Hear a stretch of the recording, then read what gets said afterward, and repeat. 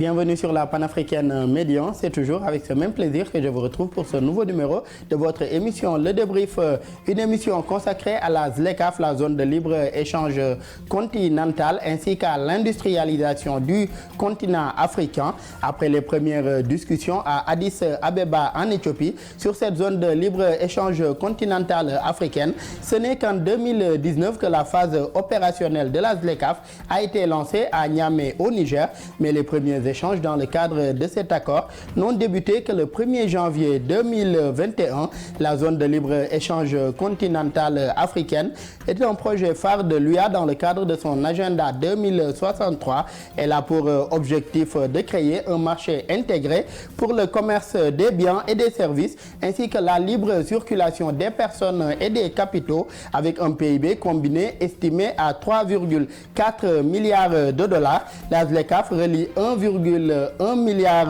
milliard 400 millions de personnes vivant dans différentes parties du continent africain. Quels défis et obstacles à relever pour le renforcement du commerce intra-africain? Quel impact de la ZLECAf dans les échanges commerciaux entre pays africains? Le développement en première partie d'émission. Et puis en seconde partie du débrief, nous parlerons de l'industrialisation du continent. Ces pays africains font face à une situation complexe avec des capacités industrielles limitées et une forte dépendance aux matières premières. À cela s'ajoute une démographie qui va doubler d'ici 2050 avec une population de plus en plus jeune, ce qui requiert une maîtrise de cette démographie galopante grâce au développement d'un secteur pourvoyeur d'emplois. C'est le cas de l'industrialisation. Ainsi, l'industrialisation peut contribuer à booster la croissance du continent, à renforcer la diversification économique et à améliorer la compétitivité grâce à des politiques efficaces. Quels sont les défis et contraintes à relever pour l'industrialisation de l'Afrique? Quelle contribution de l'industrialisation dans le développement africain?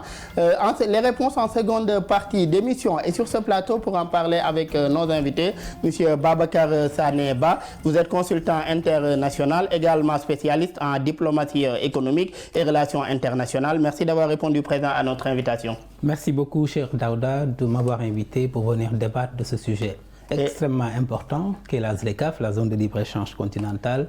Et c'est aussi un honneur de partager le plateau avec Dr Keita, qui est aussi un éminent spécialiste de ces questions. Et c'est aussi un honneur de partager ce plateau avec vous et avec Dr Souleymane Keita, enseignant-chercheur, également spécialiste en économie des finances publiques. Merci beaucoup, docteur, également d'avoir répondu présent à notre invitation.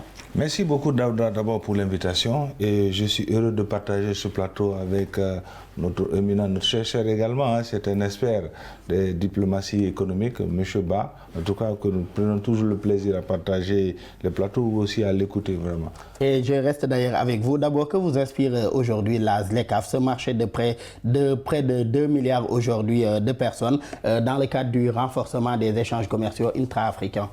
Ok, d'abord merci. Donc, vous savez, le ZLECAf est venu dans un contexte particulier où effectivement le commerce intracommunautaire en Afrique était à un niveau relativement trop bas. Aujourd'hui, il faut partir de ce constat. C'est-à-dire que contrairement aux autres continents où vous allez en Europe, le commerce est de l'ordre de 48%. Aux États-Unis, c'est de l'ordre... En fait, en Europe même, c'est 58% de commerce intracommunautaire. Et en Europe, c'est 48%. En Asie, on tourne autour de 48%. En Afrique, on est à l'ordre de 16%. C'est relativement très faible. Sur un marché aujourd'hui de 1,2 milliard d'individus, c'est énorme, la population. Donc, par conséquent, le constat était là que donc, le commerce qui était développé entre les Africains était relativement faible. Il y avait un potentiel économique. Donc, vous l'avez dit tout à l'heure dans l'exposé, c'est aujourd'hui 2, quelques trillions de milliards de dollars qui font qu'aujourd'hui, donc, il y avait un potentiel à exploiter. Aujourd'hui, on parle de chômage. On parle, n'est-ce pas, aujourd'hui de la dégradation, n'est-ce pas, du tissu économique, du tissu industriel. Donc, on avait besoin aujourd'hui d'avoir un environnement pour lequel les États pouvaient fédérer pour trouver une solution par rapport à cela. Aujourd'hui, on aura certainement l'occasion de voir les besoins aujourd'hui de certains pays sont relativement très élevés en besoins alimentaires, d'autant plus qu'il y a certaines régions également de l'Afrique qui sont en excédent alimentaire. Mais compte tenu de l'absence effectivement de commerce intracommunautaire, c'est qu'aujourd'hui ces besoins de certaines parties de l'Afrique ont été absorbés, n'est-ce pas, par une demande, par une offre extérieure, ce qui constitue un manque à gagner énorme, n'est-ce pas, pour l'Afrique. D'où, n'est-ce pas, aujourd'hui, cette opportunité qui s'offrait pour nous permettre, n'est-ce pas, de fédérer. Et surtout ce point que vous êtes en train d'aborder, qu'est-ce qui justifie aujourd'hui ce faible taux des échanges entre pays africains? Vous l'avez rappelé tout à l'heure, aujourd'hui, certains pays sont en demande de matières aujourd'hui ou bien de produits alimentaires, d'autres sont en excédent, mais les pays qui sont en manque exportent aujourd'hui ces pays, importent plutôt ces produits des pays étrangers. Qu'est-ce qui justifie ce faible taux d'échange entre pays africains? Il y a plusieurs facteurs qui l'expliquent. D'abord, le premier facteur qu'on oublie souvent, c'est le facteur historique. Vous savez, depuis la période coloniale, on nous a toujours appris que donc la théorie des avantages comparatifs, que lorsque vous produisez un bien pour lequel vous avez un coût de production le plus élevé, vous devez renoncer à la production importée. Or, quand on devait importer, c'était vers l'Occident. Et donc, ce qu'on appelle, c'est cette habitude que nos pays africains ont toujours eu, n'est pas toujours avoir confiance effectivement en nos pays. Autre facteur également, c'est quoi? C'est qu'en matière de géographie, je pense que mon collègue, M. Bag, vous dira, c'est-à-dire qu'aujourd'hui, le Sénégal peut être beaucoup plus proche de la Gambie sur le plan de vue physique, mais sur le plan de vue économique, il doit être beaucoup plus loin. S'il y a des tracasseries aujourd'hui beaucoup plus élevées entre le Sénégal et la Gambie, et il y a moins de tracasseries entre le Sénégal et peut-être le Maroc, donc sur le plan de vue économique, ce qu'on appelle en géographie économique, le Maroc doit être beaucoup plus proche du Sénégal que de la Gambie. Ce n'est pas par rapport à la distance. La distance, c'est rien que physique. Il y a une distance économique qui est là. S'il y a beaucoup plus de facilité pour le déplacement des marchandises entre peut-être par exemple la France ou le Sénégal, donc sur le plan de vue économique, la France est beaucoup plus proche du Sénégal. Du point de vue, on ne parle pas de la distance ici. Il y a une autre distance qui n'est pas économique, c'est la distance économique qui est là, qui nous permet de voir effectivement la distance. Ça, c'est l'autre aspect également. Donc, c'est d'où l'importance justement de la ZLECA pour, disons, mettre en place ce qu'on appelle un certain nombre de mécanismes pour barrer effectivement tout ce qui est obstacle effectivement à la libre circulation des personnes et des biens, pour permettre effectivement que les pays qui sont proches puissent commercialiser entre eux. Aujourd'hui, il faudrait comprendre en matière de géographie économique, ce n'est pas la distance qui importe. Aujourd'hui, la Chine est beaucoup plus proche du Sénégal que peut-être par exemple que la Côte d'Ivoire du Sénégal. Ce qui invite aujourd'hui à revoir certaines tracasseries et contraintes également qui entravent aujourd'hui ces échanges commerciaux entre pays africains. Nous y reviendrons tout à l'heure. Et M. Ba, vous, quelle lecture vous faites aujourd'hui de l'exécution de cet accord de libre-échange continental depuis sa mise en œuvre? Tout à l'heure, au début, M. Keïta a rappelé que dans les autres continents, les taux varient entre 48% et 56% d'échanges communautaires. En Afrique, nous sommes entre 15 et 16%. Quelle lecture faites-vous aujourd'hui depuis l'exécution de la ZLECAf? Je pense que le docteur a résumé de très belle manière d'ailleurs la situation, parce que le commerce intra-africain, il l'a dit, nous sommes entre 16 et 18% maximum, pendant que des continents comme l'Europe sont à 60% environ, l'Asie à 40%.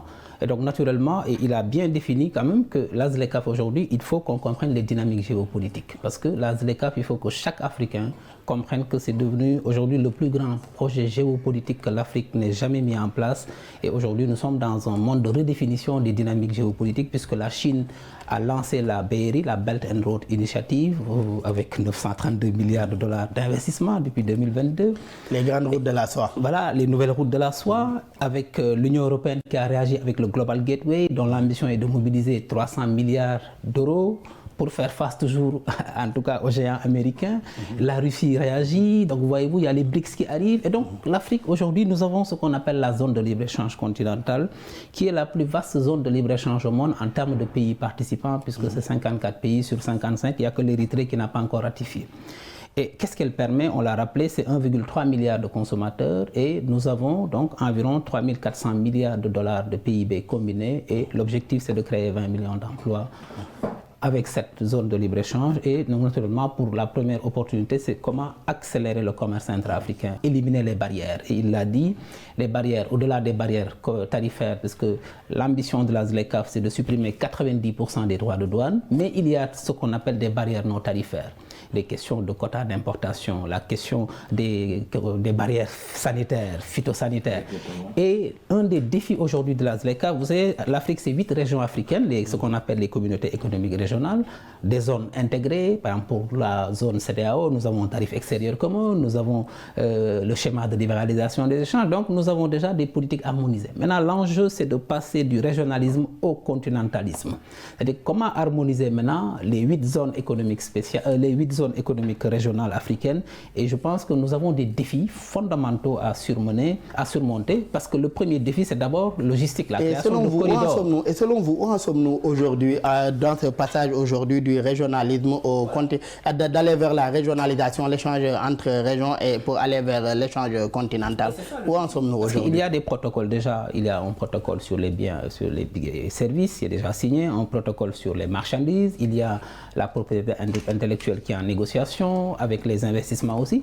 Mais aujourd'hui, on est confronté un peu, parce que c'est un dilemme d'ouvrir nos marchés, mais aussi la nécessité de protéger les industries locales. Parce que pour ne pas aussi être exposé à des pays africains qui ont une industrialisation beaucoup plus poussée que d'autres, et chaque État aussi est un peu, on est dans ce dilemme, on veut aller vers de l'intégration optimale, mais aussi il y a tout le temps au niveau interne des politiques fiscales, des politiques budgétaires qui sont des leviers pour les États pour aussi mobiliser des ressources, et on leur demande aujourd'hui donc de passer le pas. Mais moi je voudrais simplement dire qu'aujourd'hui les enjeux, les défis d'abord, c'est je pense la question des corridors économiques. Aujourd'hui, il est beaucoup plus facile. Je donne un exemple. Le Rwanda, qui était le pays invité d'honneur de la dernière fois de Dakar, ils sont venus ici avec leur plus grosse entreprise dans l'agroalimentaire qui s'appelle Ikanje et qui est presque numéro 1 en Afrique centrale, qui est dans l'agroalimentaire. Ikanje fait des jus de fruits, particulièrement des jus de mangue. Ikanje va aller jusqu'en Allemagne et en Inde pour acheter de la purée de mangue, alors que cette mangue-là, l'Inde et l'Allemagne l'achètent ici au Sénégal. Pourquoi aujourd'hui le Rwanda n'achète pas directement la mangue ici? On a d'abord la question du transport que nous devons régler, donc la question des corridors économiques.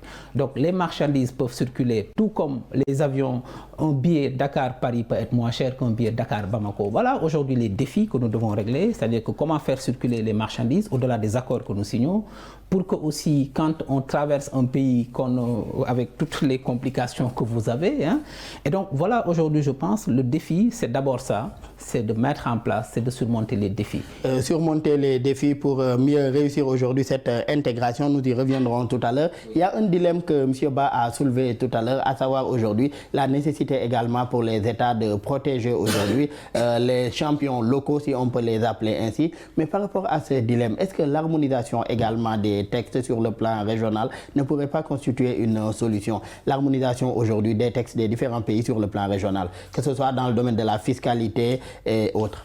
Oui, vous avez raison, mais en économie, ça pose un autre problème. C'est ce qui retarde effectivement le processus d'intégration de certaines zones. Même la CEDEAO, l'intégration a beaucoup poussé, mais il y a des obstacles. Pourquoi? Parce qu'aujourd'hui, les États, comme le cas de l'UEMOA par exemple, les États n'ont qu'un seul moyen, un seul levier, c'est le levier budgétaire, c'est-à-dire le levier fiscal pour pouvoir faire face à un certain nombre de dépenses.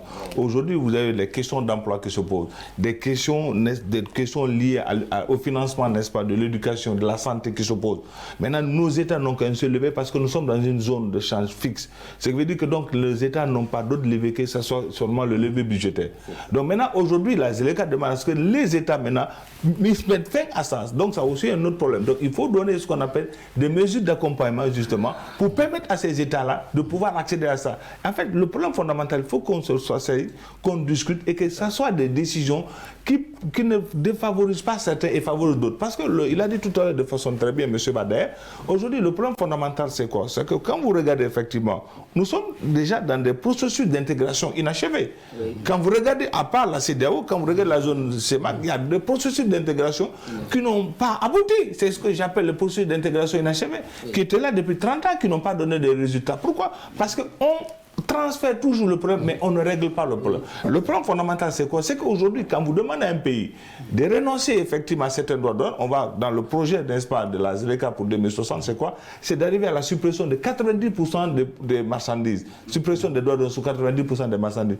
Or, la plupart de ces pays-là, les recettes fondamentales proviennent de recettes fiscales. Grâce à ces recettes fiscales et autres recettes douanières. Exactement. On reste avec ces disparités dont vous avez parlé. D'ailleurs, selon un rapport d'Afrisim Banque, de fortes disparités sont notées entre les échanges, dans les échanges commerciaux. Selon les régions aujourd'hui du continent africain, il y a l'Afrique australe qui est en tête avec 41,4% des échanges entre Africains de la même région, et suivi de l'Afrique de l'Ouest contre 25,7%, 14,1% pour l'Afrique de l'Est et 12,4% pour le Nord, 6,6% pour l'Afrique centrale. À votre avis, qu'est-ce qui justifie cette disparité aujourd'hui qui met l'Afrique australe au devant de la scène avec 41% des échanges commerciaux?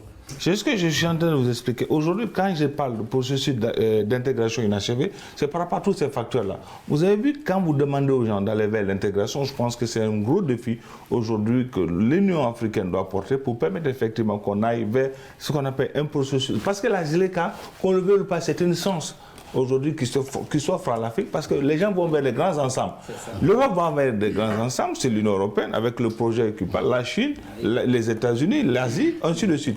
Nous aussi, c'est un mal nécessaire. Maintenant, par conséquent, il faut, comme je l'ai dit tout de suite, qu'il y ait des mesures d'accompagnement pour permettre effectivement, lorsque vous renoncez effectivement à vos droits de douane, qu'est-ce que vous avez en retour? Quelle politique d'accompagnement?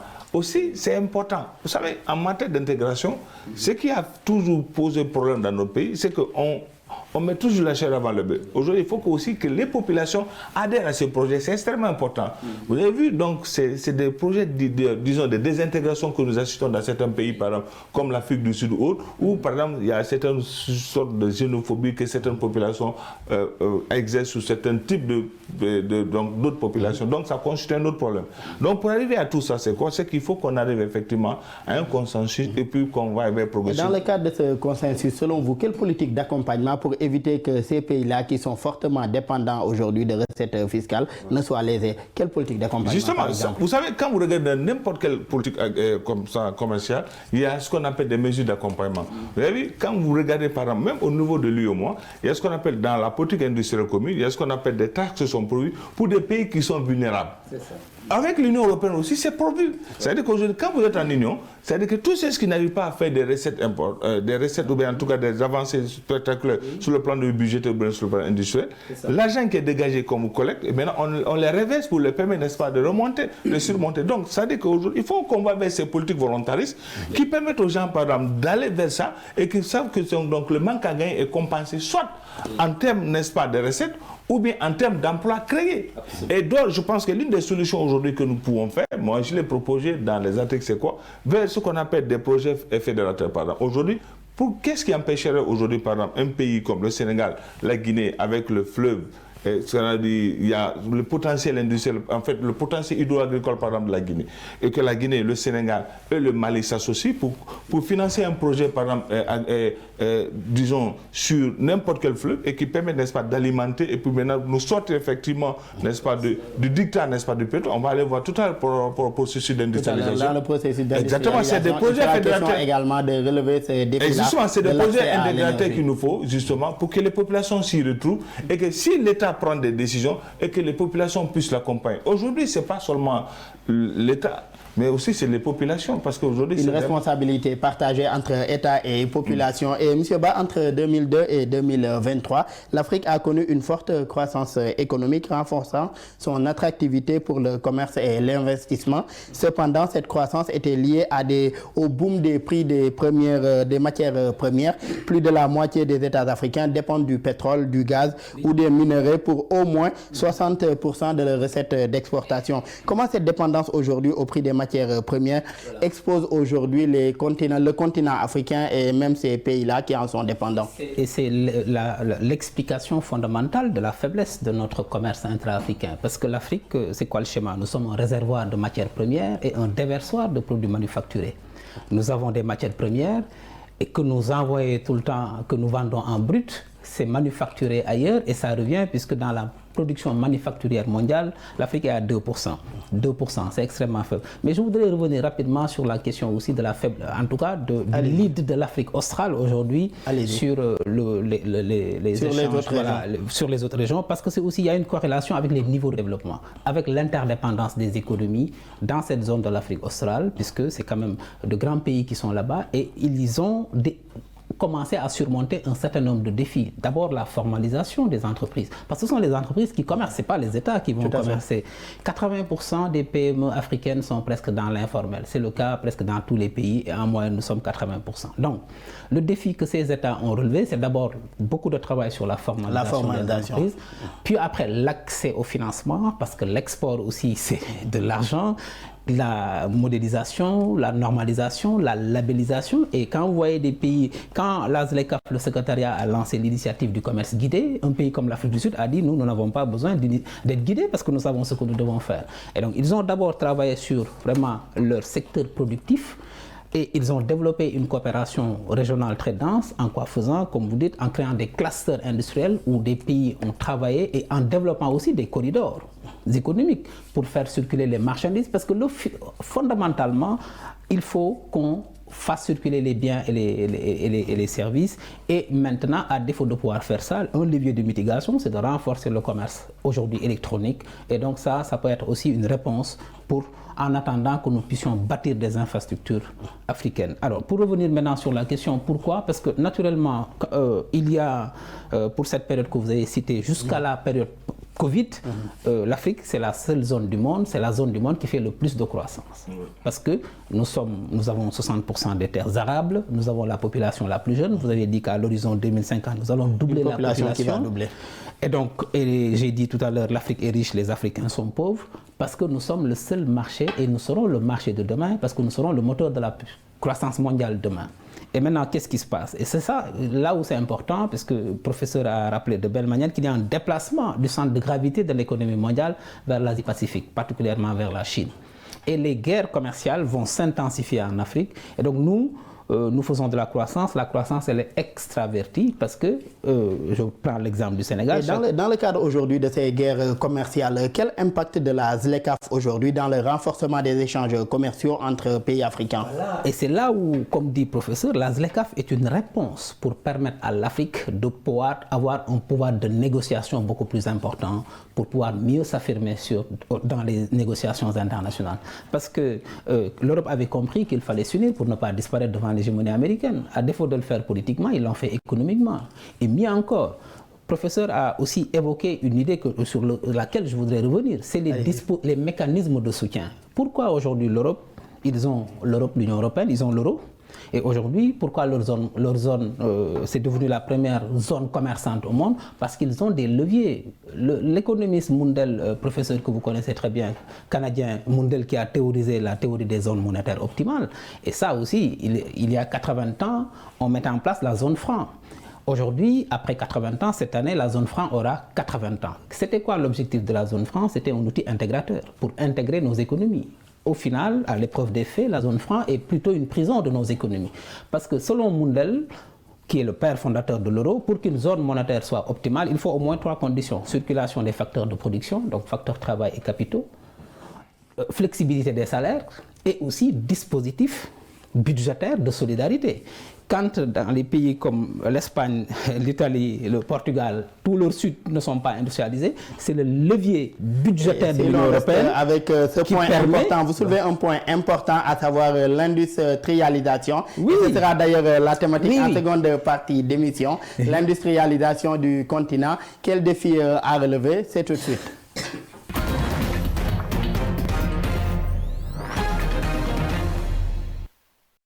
De retour pour la seconde partie de votre émission, le débrief. Monsieur Ba, quelle lecture est-ce que vous faites du niveau d'industrialisation du continent africain? Cette faiblesse du niveau d'industrialisation doit naturellement être corrigée si nous voulons faire de la ZLECAf, en tout cas, un levier de transformation du continent. Pourquoi? Puisque je l'ai rappelé tout à l'heure, l'Afrique est un réservoir de matières premières et un déversoir de produits manufacturés. C'est 2% de la production manufacturière mondiale et environ l'Afrique exporte 80% de ses matières premières. Donc, et l'industrialisation doit nous permettre de créer de la valeur, d'augmenter la part de valeur ajoutée des produits que nous vendons. Je donne un exemple très simple. Le Sénégal, depuis l'indépendance, vendait 400 000 tonnes d'arachide brut à la Chine. C'était amené en Chine. On fait du beurre d'arachide et de l'huile d'arachide et on nous le ramène. Aujourd'hui, on a décidé de ne plus faire ça, de transformer localement. Et ça va créer de la valeur, ça va aussi créer des emplois. Et pour faire ça, il y a, si vous me permettez, des défis que nous devons relever. Le premier, pour moi, c'est le déficit en infrastructure et en énergie. Parce qu'aujourd'hui, pourquoi le prix du kilowattheure coûte 65 francs à Abidjan contre 110 francs au Sénégal? Donc forcément, il y a un problème déjà de compétitivité sur les facteurs de production. Donc le déficit en énergie, le déficit des infrastructures est un défi que nous devons relever. Le manque de financement, parce que l'industrialisation aussi, c'est des coûts élevés de capital que nous devons avoir et des besoins d'innovation, naturellement, en matière de financement avec des fonds souverains, des financements mixtes et des incitations fiscales, naturellement avec les zones économiques spéciales. Il il y a la faiblesse de la transformation des matières premières locales, parce que j'ai rappelé que l'Afrique exporte 80%. Donc on est réservoir de matières premières et déversoir de produits manufacturés. Nous devons inverser cette tendance pour transformer et particulièrement pouvoir promouvoir certaines industries comme les industries agroalimentaires ou textiles, parce que ça nous devons le faire. Il y a la question des compétences et de la formation de la main-d'œuvre, parce que souvent il y a une inadéquation entre les formations et les besoins du marché.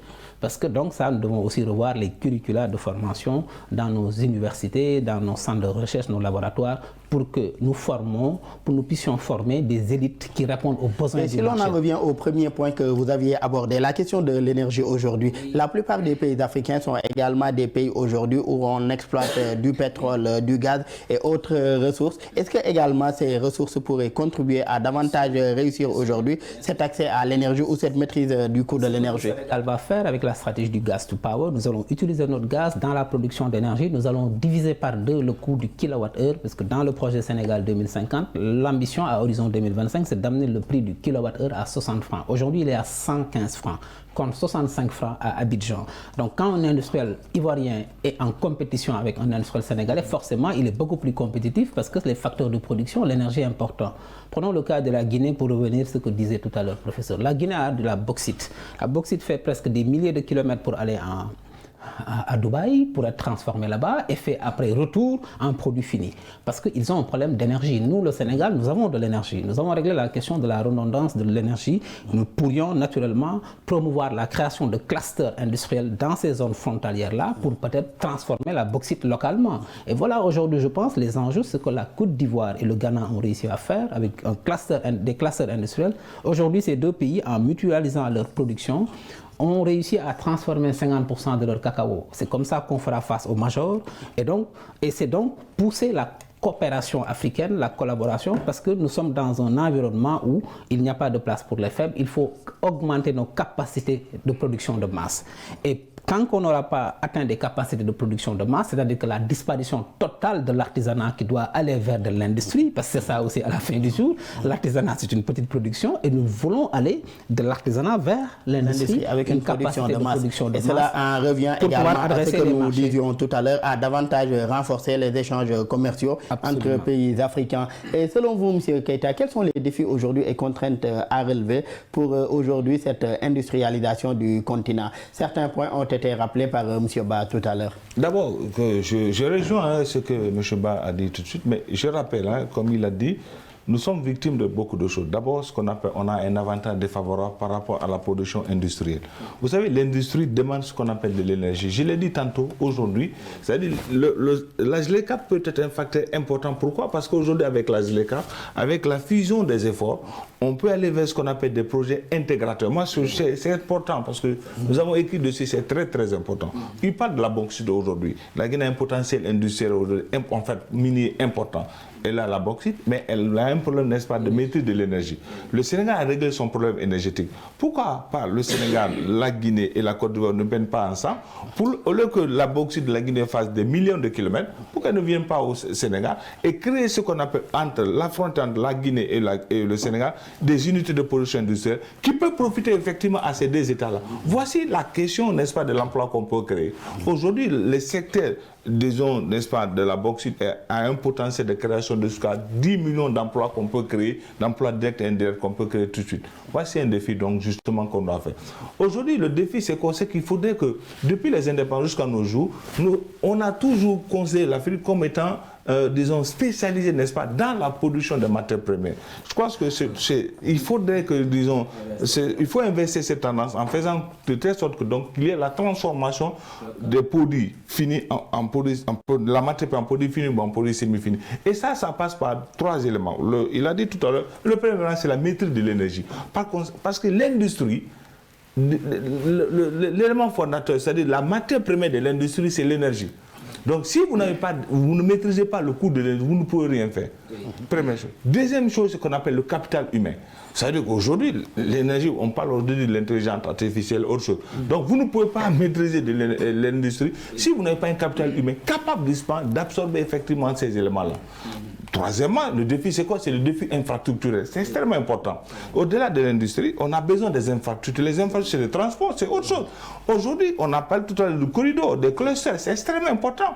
C'est-à-dire du lieu de production à la transformation et maintenant à la commercialisation. S'il n'y a pas c'est ce qu'on appelle des chaînes de valeur, des clusters. S'il n'y en a pas, donc le processus industriel ne peut pas se mettre en place. Développer davantage ces chaînes de valeur. Et cette industrie ne contribue que très peu à la croissance de l'économie africaine. D'ailleurs, l'Afrique reste fortement dépendante des matières premières brutes, nous le rappelions depuis tout à l'heure, un facteur qui rend notre économie vulnérable aux fluctuations des prix mondiaux. Selon vous, sur quel levier stratégique aujourd'hui on pourrait appuyer pour permettre à l'Afrique de rattraper ce retard-là sur le plan industriel? Ce qui fait la chance effectivement des pays asiatiques, c'est qu'il y a une forte concentration de tissus industriels vers les zones urbaines. Et ça constitue un problème. Ce qui fait que la pauvreté elle est beaucoup plus rurale qu'elle est urbaine. Donc aujourd'hui, ce qu'il faut faire également dans les politiques de développement industriel, il faudrait que nos États pensent beaucoup plus aux régions. Et ça, c'est l'élément important. L'autre élément levé sur lequel, quand on parle de processus industriel, c'est quoi? C'est le capital humain. C'est-à-dire c'est l'humain qui transforme l'industrie.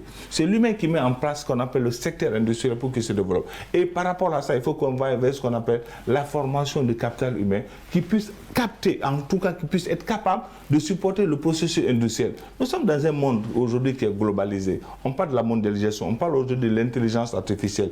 Aujourd'hui, avec Schumpeter qui dit donc la destruction constructive, qui va détruire certains emplois et va créer de nouveaux emplois. Donc ça veut dire que les anciennes habitudes ne seront plus les mêmes aujourd'hui.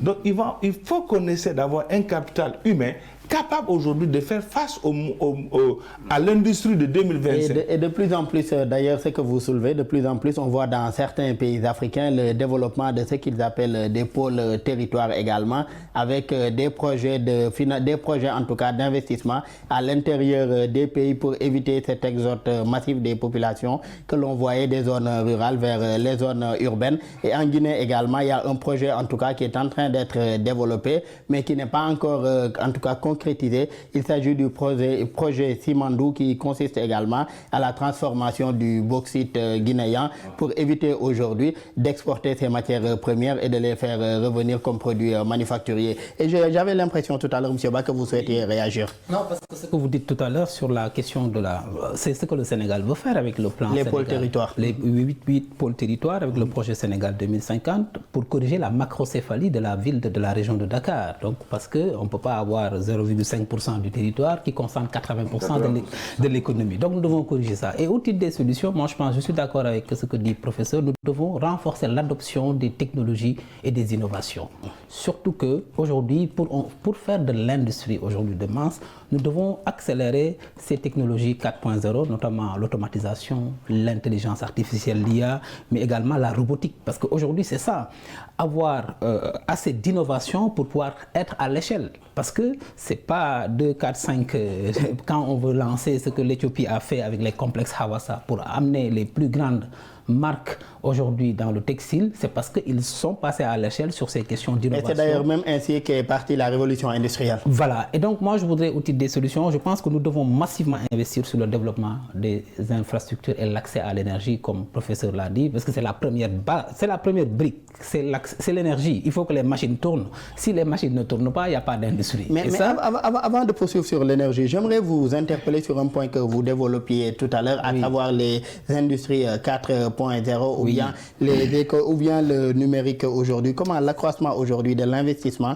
dans l'économie numérique et les services à haute valeur ajoutée peut davantage soutenir l'industrialisation et stimuler la croissance? Nous avons une faible adoption des technologies 4.0 dans les industries africaines. On est encore dans de la semi-industrie. Et aujourd'hui, si on veut faire de la capacité de production de masse, il nous faut aller aujourd'hui vers les accélérateurs. Et c'est la robotique, c'est l'intelligence artificielle, c'est l'automatisation. Où vous arrivez en Chine ou en Malaisie, dans les centres de confection, il y a un humain qui est assis devant une machine et c'est automatisé. C'est-à-dire que donc la machine peut faire tout de suite 10 000 pièces et donc l'humain est juste là pour contrôler les défaillances. Et ça va augmenter la capacité de production, mais ça va aussi augmenter la compétitivité. Parce que, rappelez-vous, on est dans des chaînes de valeur mondiale et des chaînes d'approvisionnement.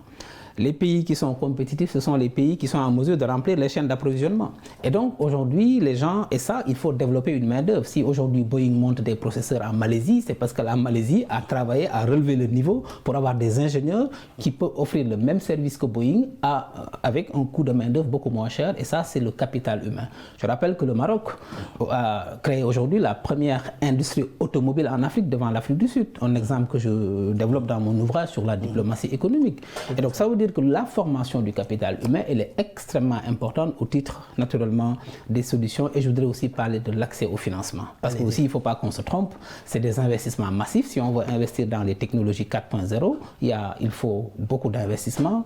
Et donc l'accès au financement est aussi déterminant pour soutenir les champions économiques. Si nous devons construire un cluster industriel aujourd'hui entre le Sénégal, la Guinée et la Côte d'Ivoire pour transformer la bauxite et espérer avoir des millions d'emplois, c'est des coûts d'investissement énormes qu'il faut aussi consentir. Et c'est là où la ZLECAf apparaît comme vraiment un accélérateur, vraiment pour faciliter, vraiment pour démultiplier les opérations, parce que la ZLECAf permet de supprimer les barrières.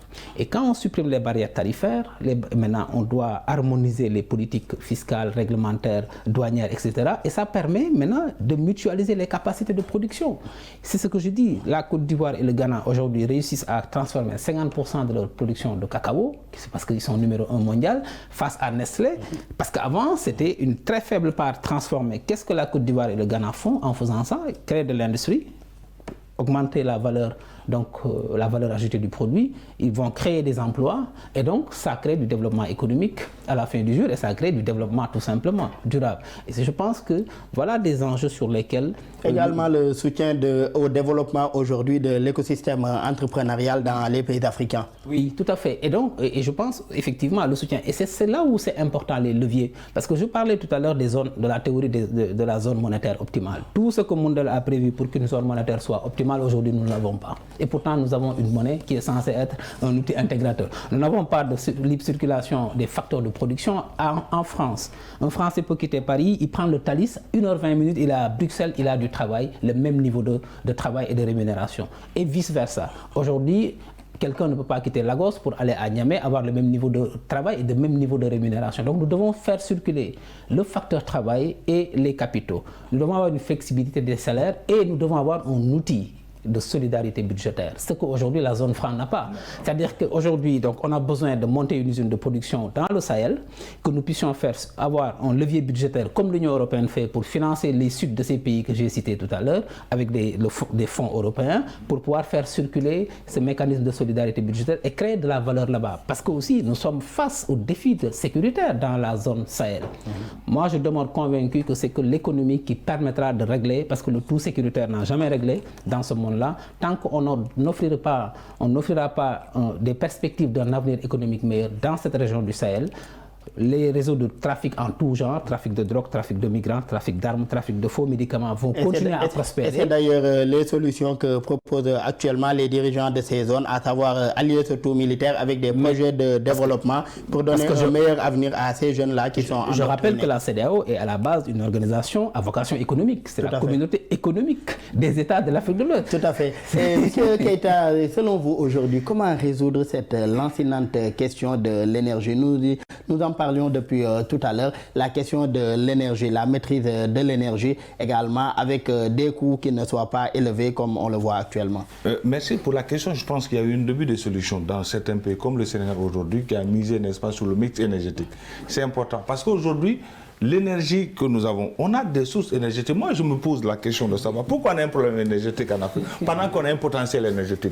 L'ensoleillement du Sénégal, l'ensoleillement des pays africains, c'est de l'énergie. Dakar est deuxième derrière Miami. Donc, par conséquent, déjà, rien qu'avec le soleil, déjà, ça nous permet d'avoir de l'énergie importante pour pouvoir régler d'abord la question de l'énergie domestique, première chose. Deuxièmement, également, il y a l'éolienne. Troisièmement, comme je vous ai dit, il y a d'autres sources énergétiques. Hydraulique, le Congo. Donc, au-delà du Congo, c'est peut-être un peu beaucoup plus loin. Il y a l'hydrogène vert. Donc, on a aujourd'hui d'autres sources énergétiques. Aujourd'hui, il y a autre chose. Peut-être qu'on va nous dire que c'est polluant ou pas, mais on a aujourd'hui ce qu'on appelle des zircons. On a d'autres matières aujourd'hui qui nous permettent d'avoir de l'énergie. Et peut-être aujourd'hui, ce qu'il faut faire, c'est quoi? C'est que nos pays doivent prendre en marche en charge ce qu'on appelle les questions de développement, en prenant encore ce qu'on appelle la question énergétique. Aujourd'hui, je vous ai dit, tant qu'on ne règle pas la question énergétique, on ne peut pas régler la question de l'industrialisation. Parce que le cœur de l'industrialisation, c'est l'énergie. Si l'Europe a réussi aujourd'hui à avoir l'avantage comparatif par rapport à un certain nombre de pays que nous sommes, c'est parce qu'ils ont maîtrisé l'énergie. Ils ont l'énergie nucléaire, ils ont d'autres trucs d'énergie. Quand vous faites tout à l'heure, M. Ba l'a rappelé, quand, en termes comparatifs, par exemple, vous prenez une PME française, vous la comparez à une PME sénégalaise, mais il n'y a pas photo. Parce que la PME française, ce qu'elle supporte comme coût d'énergie, c'est 50 fois plus élevé que ce que la PME sénégalaise supporte comme coût d'énergie. Pourtant, eux sont des pays développés. En plus d'avoir bénéficié des subventions de l'État français, les PME ici n'en ont pas. Moi, je pense qu'aujourd'hui, si vous avez même une PME en Afrique et que vous vous en sortez, il faut applaudir. Parce que nos PME, d'abord, n'ont pas de subventions et ils supportent les coûts énergétiques les plus élevés possibles. D'autres choses, comme je vous ai dit, au-delà, n'est-ce pas, d'autres sources énergétiques que nous avons, comme je vous ai dit, la solution se trouve dans l'intégration. La ZLECA aussi est un atout majeur qui permet effectivement de financer des projets peut-être qui nous permettra, n'est-ce pas, que un seul pays ne pourra pas le faire, et qu'il y ait combinaison des forces pour pouvoir le faire. Deuxièmement, il faut qu'on diversifie effectivement notre source énergétique. C'est important. Et si l'on reste avec la ZLECA que vous avez abordée tout à l'heure, parmi les priorités phares de l'Union africaine figure cette industrialisation-là du continent. Dans le cadre de l'agenda 2063, la Banque africaine de développement s'est également engagée à soutenir les efforts des pays africains pour accélérer leur industrialisation. L'objectif est de contribuer aujourd'hui à doubler le PIB industriel du continent au cours de cette décennie. Que vous inspire aujourd'hui cet engagement de plus en plus croissant à aller vers une industrialisation du continent africain? Parce que c'est ça qui règle le problème. Vous savez, aujourd'hui, l'Afrique est confrontée, quand vous regardez le carré magique à une question de croissance, l'Afrique est confrontée à un problème d'emploi, de l'inflation et de l'équilibre de la balance des paiements. Je prends juste ce qu'on appelle la question de l'emploi. Vous savez, nous sommes aujourd'hui, malheureusement, on est des pourvoyeurs du chômage. C'est-à-dire que l'Afrique importe le chômage et exporte ce qu'on appelle de l'emploi. Pourquoi? Parce que la plupart des matières premières que nous avons, on ne les transforme pas, ils sont transformés ailleurs. Et quand vos matières premières sont transformées ailleurs, vous exportez de l'emploi ailleurs. Vous créez des emplois ailleurs. Donc maintenant, par contre, vous importez ce qu'on appelle le chômage chez vous. Donc la BAD a compris que ce qu'il faut aujourd'hui, pour booster effectivement le potentiel industriel de l'Afrique, il faut d'abord le financement. Je l'ai dit, quand je vous parlais des solutions, je vous ai parlé, n'est-ce pas, des potentiels agricoles que nous avons, je vous ai parlé de l'accès à la mer que nous avons, je vous ai parlé du capital humain. L'autre élément fondamental aujourd'hui pour le processus industriel, c'est quoi? Il ne faut pas se le cacher, c'est le financement. Parce qu'aujourd'hui, si vous n'avez pas le financement, vous ne pouvez pas vous développer. Parce que les technologies dont on parle aujourd'hui ont besoin de fonds. Et l'Afrique d'aujourd'hui, nous avons des préoccupations d'abord d'ordre sanitaire, d'ordre éducationnel, d'autres choses. Donc, par conséquent, financer l'industrialisation, ça pose un problème. Donc, on a besoin, n'est-ce pas, d'avoir un financement à des taux concessionnels nous permettant, n'est-ce pas, de financer notre processus industriel pour faire face également à... Parce que nous sommes dans un marché de concurrence. Et qui dit concurrence dit forcément avantage. Aujourd'hui, nous n'avons pas... Et quelle contribution, M. Keïta, de cette industrialisation dans le développement du continent africain? Mais quand tu t'industrialises, d'abord tu règles plusieurs problèmes. Le premier problème, c'est quoi? Qui constitue une bombe à retardement pour tous les pays africains, c'est l'emploi. Aujourd'hui, je vous ai dit, dans le pays, par exemple, 60% de jeunes, c'est-à-dire que la force de l'Afrique constitue en même temps son problème. L'une des forces de l'Afrique, c'est quoi? C'est sa population majoritairement jeune. Je vous ai dit tout à l'heure que la ZLECA, ça fait 1,2 milliard d'habitants, majoritairement des jeunes. Mais aujourd'hui, ces jeunes-là, je vous donne un exemple pour le Sénégal. 300 000 diplômés chaque année qui sont sortis de nos organes de formation, en fait, nos universités et des écoles privées. Quel est l'avenir, n'est-ce pas, pour ces jeunes-là s'il n'y a pas d'industrie? C'est un problème. Donc c'est ce qu'on appelle en école des bombes à retardement. Donc par conséquent, tant qu'on ne règle pas la question industrielle, donc maintenant la question de l'avenir des jeunes va se poser comme problème. D'où cette invite à relever ce défi de l'industrialisation du continent pour en tout cas réussir à régler cette lancinante question également de l'emploi des jeunes. Malheureusement, nous en sommes à la fin de cette émission. Je rappelle que nous recevions Dr Souleymane Keïta, enseignant-chercheur, également spécialiste en économie des finances publiques. Merci encore d'avoir été avec nous. C'est moi qui vous remercie, Daouda, pour cette invitation. Et un plaisir aussi d'avoir partagé ce plateau avec vous. Un plaisir également, M. Babacar Sané Ba. Vous êtes consultant international, également spécialiste en diplomatie économique et relations internationales. Merci encore d'avoir été avec nous. Merci Daouda de m'avoir invité sur ce thème aussi crucial. Je voudrais rappeler que mon second ouvrage qui est en cours d'édition, c'est la ZLECAf, accélérateur de croissance pour l'Afrique et défi stratégique pour le Sénégal, puisque la ZLECAf, on l'a dit, c'est un catalyseur pour permettre à l'Afrique de pouvoir, en tout cas aujourd'hui, être un acteur des relations internationales au lieu d'en être un sujet. Et merci également pour vos différentes contributions à enrichir le débat public avec ces ouvrages-là. Merci à nos collègues de l'équipe technique pour les facilitations et pour la réalisation de cette émission. Merci à vous tous qui nous suivez et très bonne suite de programme sur nos antennes.